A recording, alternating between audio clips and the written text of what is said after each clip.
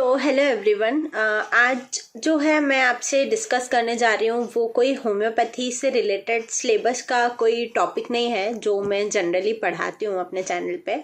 But आपको मैं बताने जा रही हूँ कि हमारी न्यू बुक जो कि integrated homeopathic materia Medica with rubrics by doctor Brijendra Vishwakarma launch हो गई है आज। ये बुक को आप परचेस कर सकते हैं अमेजॉन, फ्लिपकार्ट पर या फिर इविंसिप पब्लिकेशंस के एप्लीकेशन पर भी। सबसे पहली बात, मैं डॉक्टर ब्रिजेंद्र विश्वकर्मा और हमारी पूरी टीम इस बुक के लिए पिछले 1.5 साल से काम कर रही थी और फाइनली अब ये एक मैटर जो हम लोगों ने तैयार किया है ये ना ही सिर्फ होम्योपैथिक स्टूडेंट्स के लिए इम्पॉर्टेंट है, ना ही प्रैक्टिशनर्स के लिए इम्पॉर्टेंट है, बल्कि ऐसा कोई भी पर्सन जो कि होम्योपैथी सीखना चाहता है या होम्योपैथी के लिए पैशनेट है, उस तरह के किसी भी व्यक्ति के लिए ये बुक जो है काफ़ी इम्पॉर्टेंट है। अब मैं आपको बता दूं कि इस बुक में ऐसा क्या है जो कि इसको बाकी मटेरिया मेडिका से बिल्कुल डिफरेंट बनाती है या खास बनाती है। बाकी मटेरिया मेडिका में क्या होता है कि मेडिसिन्स को इलेबरेट किया जाता है उसके पर्टिकुलर सिम्टम्स में, गाइडिंग सिम्टम्स में और इंट्रोडक्शन पार्ट में। बट इस बुक की खासियत यह है कि इसमें ना ही सिर्फ रेमेडी का इंट्रोडक्शन दिया गया है या फिर सिम्टम्स भी दिए गए हैं, बल्कि इसमें रूब्रिक्स भी दिए गए हैं जो कि बहुत ही एक इम्पॉर्टेंट रोल प्ले करते हैं किसी भी केस को सॉल्व करने में। ठीक है, जो बाकी किसी भी मटेरिया मेडिका में आपको नहीं मिलेंगे। ठीक है, तो ये तो हो गई पहली बात।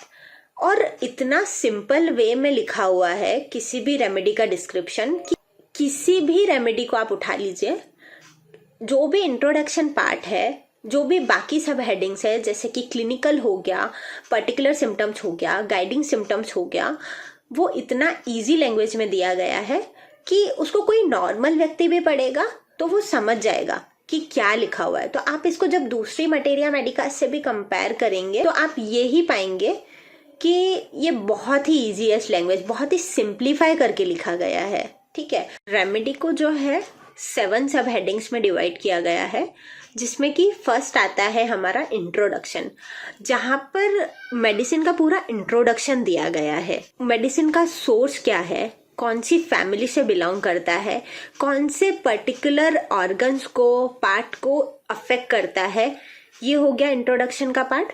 सेकेंड पार्ट है क्लिनिकल का, कौन कौन सी बीमारियों में ये रेमेडी काम करती है। थर्ड सब हेडिंग हो गया माइंड। जैसा कि हम जानते ही हैं कि होम्योपैथी में सबसे ज़्यादा इम्पोर्टेंस जो दिया गया है वो मेंटल सिम्टम्स को दिया गया है, जो कि जिसकी अदर पैथिस में बात नहीं होती है कभी भी।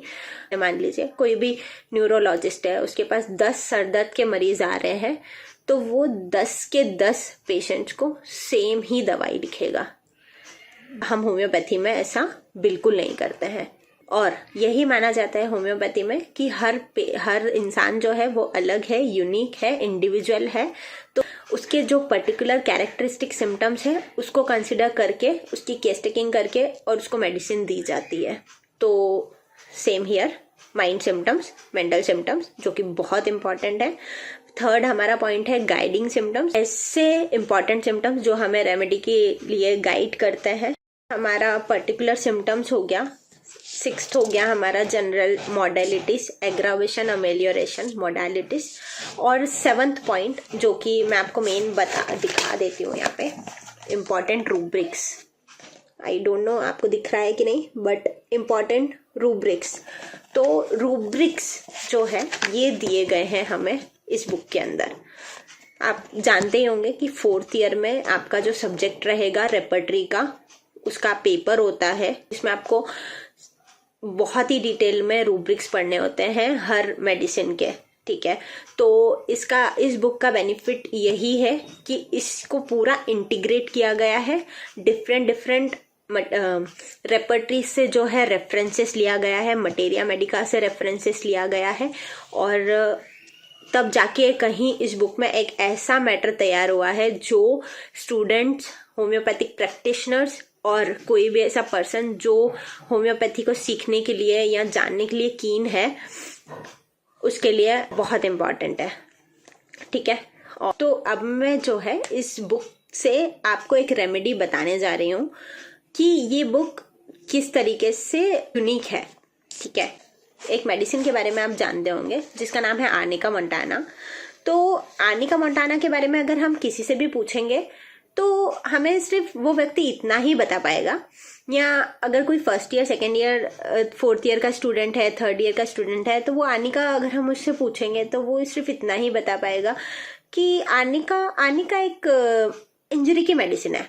अगर कहीं पे भी चोट लग जाए या ट्रॉमा हो जाए तो हम आर्निका दे देंगे, सिर्फ इतना ही जानते हैं लोग, ठीक है, क्योंकि हमने आज तक सिर्फ यही पढ़ा है। बट ऐसा नहीं है, हमने उस रेमेडी को लिमिट कर दिया है। बट अगर आप आर्निका मोंटाना का माइंड देखोगे, उसके रूब्रिक्स देखोगे और बाकी तरह के सिम्टम्स देखोगे तो वो सिर्फ एक इंजरी की मेडिसिन नहीं है, वो सिर्फ इंजरी पे ही काम नहीं करती है। आर्निका मोंटाना का जो माइंड है उसमें एक बहुत ही इंपॉर्टेंट सिम्टम दिया गया है कि fear of instant death due to cardiac distress at night.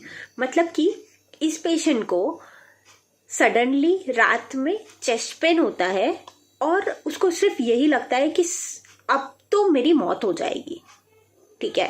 तो आपने आज तक शायद ही ये सुना होगा कि आर्निका के पेशेंट को ऐसा लगता है, इस तरह का सिम्टम है आर्निका में। तो हमें आज तक सिर्फ इतना ही पता है कि आर्निका सिर्फ इंजरी में देते हैं, क्योंकि आज तक हमने डिटेल में पढ़ा ही नहीं है उस रेमेडी को। और ये बहुत ही इम्पॉर्टेंट रूब्रिक है जो कि इस बुक में दिया गया है, ये आपको और कहीं नहीं मिलेगा। Fear of instant death due to cardiac distress at night. Sudden chest pain होगा और पेशेंट को सिर्फ ये लगेगा अब तो मेरी मौत हो जाएगी, अब तो मेरी मौत पक्की है। इस तरह का सिम्टम कितना इम्पॉर्टेंट सिम्टम है, और इसमें बहुत ही कम मेडिसिन है। इस तरह के रूब्रिक में बहुत कम मेडिसिन है, जिसमें से आर्निका जो है बहुत ही इम्पॉर्टेंट रेमेडी है इस पर्टिकुलर सिम्टम के लिए, ठीक है। तो इस तरह की और भी काफ़ी सारी रेमेडीज़ है जो इस बुक में डिटेल में डिस्कस की गई है। जब आप पढ़ेंगे तो आपको समझ में आएगा कि ये बुक बहुत ही खास है, बहुत ही इम्पॉर्टेंट है एग्ज़ाम पॉइंट ऑफ व्यू से भी और रूटीन प्रैक्टिस में भी।